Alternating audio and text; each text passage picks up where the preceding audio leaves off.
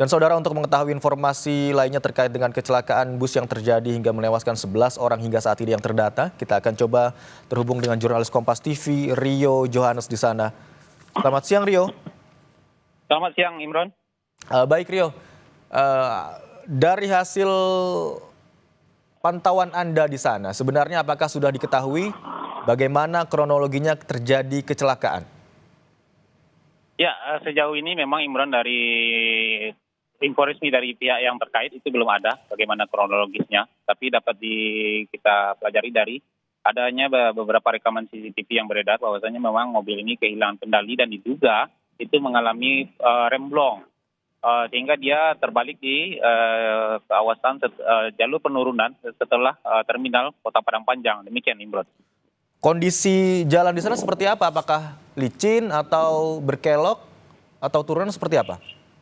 Ya, kalau kita melihat kontur geografis di daerah itu, memang itu merupakan turunan yang cukup panjang di daerah kawasan jalan yang melintasi terminal di Kota Padang Panjang itu, Imran.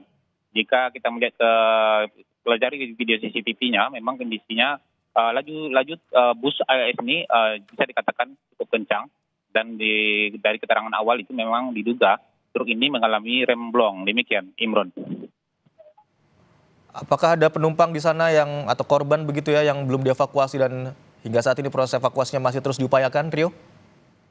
Ya, Imran, untuk saat ini memang itu tim gabungan masih melakukan proses evakuasi karena memang diduga masih ada korban yang terhimpit badan bus yang terbalik. Dari Padang sendiri juga sudah dikirimkan tim Basarnas itu lengkap dengan perlengkapan untuk evakuasi korban kecelakaan kendaraan dengan alat hidrolik untuk mendorong jika nantinya ada beban yang tidak bisa diangkat dengan tangan. Dan sejauh ini dari hasil hingga siang ini tadi ada juga satu korban lagi yang berhasil dievakuasi dalam kondisi meninggal dunia. Dan data sementara memang disampaikan bahwasanya di sini ada 11 orang. Dengan adanya tambahan tadi berarti ada 12 orang yang meninggal dunia akibat kecelakaan ini. Sementara 17 orang lainnya itu berada di IGD RSUD Padang Panjang. Lalu ada 5 orang di IGD Yarsi. 3 orang dirawat di puskesmas terdekat. Demikian, Imron. Berarti jumlah penumpang termasuk supir dan kernet apakah sudah terdata di sana atau ada datanya, Rio?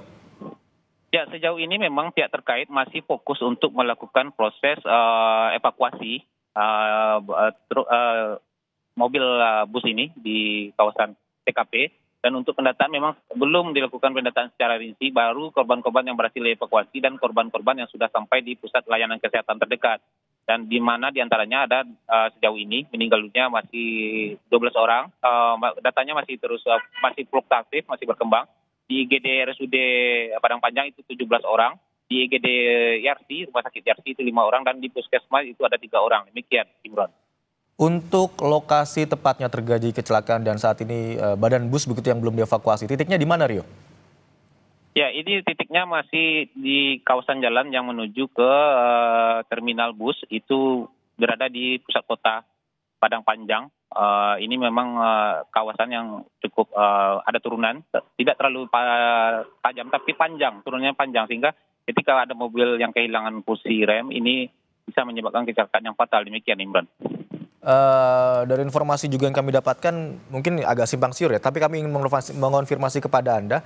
Ada yang mengatakan bahwa memang bus melaju cukup kencang kemudian tidak terkendali, tapi ada juga yang mengatakan bahwa bus sebelumnya menghindari kendaraan lain hingga akhirnya kehilangan kendali.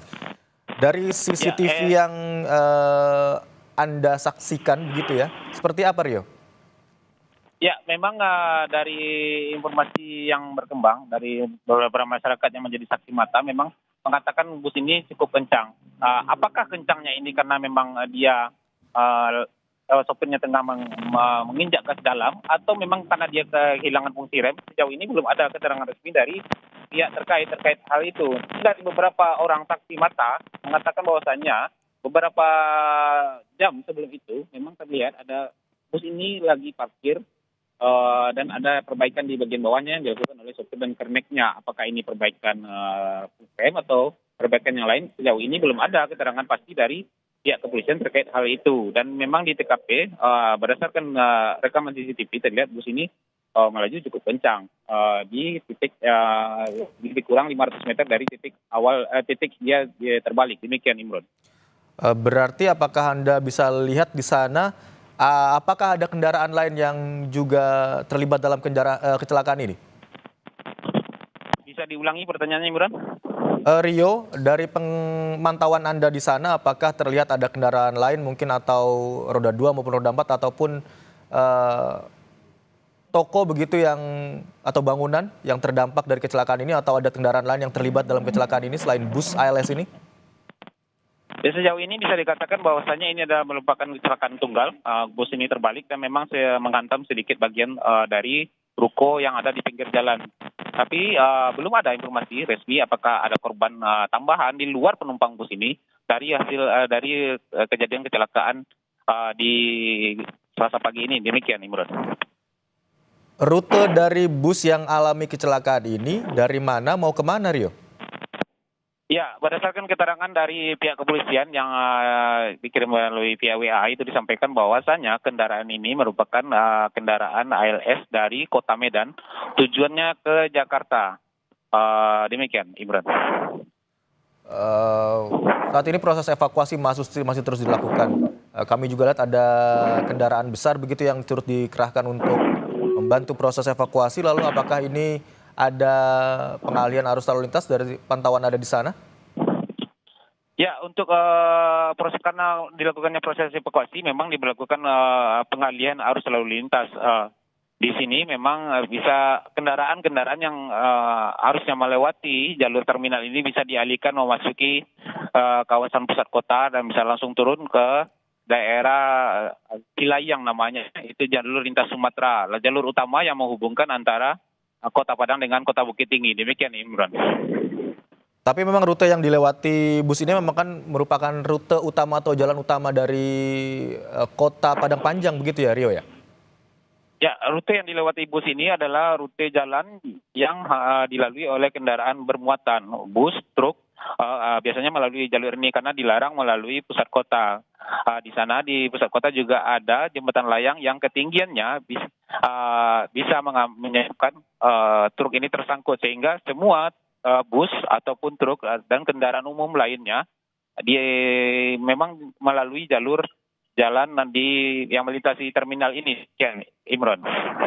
Baik, saudara, itu tadi laporan dari jurnalis Kompas TV Rio Johannes yang melaporkan dari lokasi. Terima kasih jurnalis Kompas TV Rio Johannes. Nanti kami akan menghubungi Anda kembali untuk mengetahui informasi terkininya. Terima kasih, Rio.